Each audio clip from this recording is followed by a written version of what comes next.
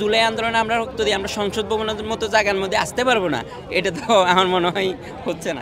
জুলাই সনদে যে বিষয়, যে সমস্যাগুলো আছে ওনাদের ক্লামগুলোতে যে ঘোষণাপত্রের মাধ্যমে আছে, যেগুলো সমস্যা আছে ওগুলোর বিষয়ে আমরা প্রতিবাদ। দেখেন, আমরা ঐক্যমত কমিশন থেকে কর্তৃক যে একটা জুলাই সনদ রেডি করে দেওয়া হয়েছে, আজকে সকল রাজনৈতিক দলেরা স্বাক্ষর করবে এটাতে। সুতরাং এখানে জুলাই শহীদ এবং আহত পরিবারের কোনো মতামত নেওয়া হয়নি। যে ঐক্যমত কমিশনে যে মতামত। যুক্তরাষ্ট্রের এক নম্বর জিম চেইন গোল্ড জিম এখন আবারও বাংলাদেশে বসুন্ধরা আবাসিক এলাকা ও বসুন্ধরা সিটি শপিং মলে। প্রত্যেকটা শহীদ ফ্যামিলি এবং আহতদের মতামত নেওয়ার কথা ছিল, তারা কিন্তু ওঠা নিতে ব্যর্থ হয়েছে। ওনারা শুধুমাত্র রাজনীতি কিছু ব্যক্তি বা সকল রাজনৈতিক দলের সাথে আলাপ আলোচনা করে আপনার হচ্ছে যে এই বিষয়গুলা সুরাহা করেছে, কিন্তু এখানে শহীদ এবং আহত ফ্যামিলির কোনো মতামত নেওয়া হয়নি। আইনি আমরা এখন যে এখানে আসছি যে জুলাই সনদে যে বিষয়, যে সমস্যাগুলো আছে ওনাদের ক্লামগুলোতে যে ঘোষণাপত্রের মাধ্যমে আছে, যেগুলো সমস্যা আছে ওগুলোর বিষয়ে আমরা প্রতিবাদ করতে আসছি। এক নম্বর হচ্ছে আমাদের জুলাই শহীদ এবং আহত পরিবারকে রাষ্ট্রীয় স্বীকৃতি বা আইনি স্বীকৃতি বলেন ওইটা দিতে হবে এবং সংবিধানে অন্তর্ভুক্ত করতে হবে। সংস্কার এবং বিচার এগুলো কোনো কিছু হয় না। আওয়ামী লীগের নেতারা যারা আছে আপনারা দেখছেন যে 15 দিন পরে তাদেরকে গ্রেপ্তারের পরে ছেড়ে দিচ্ছে।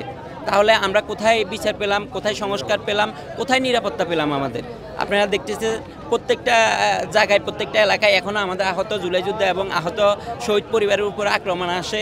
আপনার হচ্ছে যে প্রত্যেকটা জায়গাতে আপনার বিভিন্নভাবে হুমকি দামকি দিচ্ছে। তো সুতরাং আমরা সরকার কর্তৃক এই বিষয়গুলো সুরাহা করার জন্য অনুরোধ জানাচ্ছি। আমাদের প্রথম দাবি হচ্ছে যে সংবিধানে অন্তর্ভুক্তি করতে হবে এবং জুলাই আন্দোলনকারী এবং শহীদ পরিবারকে নিরাপত্তা দিতে হবে। নিরাপত্তার বিষয়টা এগুলোর আমাদের গুরুত্ব দিতে হবে। আমরা এই বিষয়টা। কখন এসেছেন এখানে? আমাদের সহকর্মীরা সবাই গতকালকে থেকে এখানে অবস্থান করতেছেন। আমরা সকালে আসছি, গতকালকে আসছিলাম। একটি অংশ ভিতরে ঢুকেছে কেন? রাত্রে ওরা এখানে ছিল, অবস্থান করছে, হয়তো ওরা। হ্যাঁ, দেখেন আমি আপনাকে একটা কথা বলি, আমাদের যারা উপদেষ্টা আছে ওনারা কিন্তু একসময় উপদেষ্টা ছিল না। আমাদের জুলাই অভ্যুত্থান করার পরেই কিন্তু উপদেষ্টা হয়েছে। ওনারা আমাদের মতো সাধারণ পাবলিক ছিল, কথা বুঝছেন? তো এই জন্য জুলাই আন্দোলনে আমরা রক্ত দিই, আমরা সংসদ ভবনের মতো জায়গার মধ্যে আসতে পারবো না, এটা তো আমার মনে হয় হচ্ছে না। আচ্ছা, আসলে তারা কেন ঢুকেছে? আপনাদের যে প্রতিনিধিরা আসলে এখন পর্যন্ত ওরা ভিতরে ঢুকেছে, ওরা আসলে আপনাদেরকে জানাবে বিষয়গুলা, কোথাও আলাপ আলোচনা হচ্ছে কিনা কোনো বিষয় নিয়ে সবকিছু জানানো হবে। সমন্বয়হীনতার ঘাটতি আছে? না, আমরা আহত এবং শহীদ পরিবার সকলে একই ফ্যামিলির মানুষ, আমাদের কোনো বিভেদ নাই। আমরা সকলে একটা ফ্যামিলি। যখন দেশের প্রয়োজন হয় তখন তারা সামনে আসে। এখানে যারা এখানে আছে আপনারা বারবার প্রশ্ন করতেছেন তাদের সাথে আমাদের কি সমন্বয় আছে, ভাগ আছে কিনা?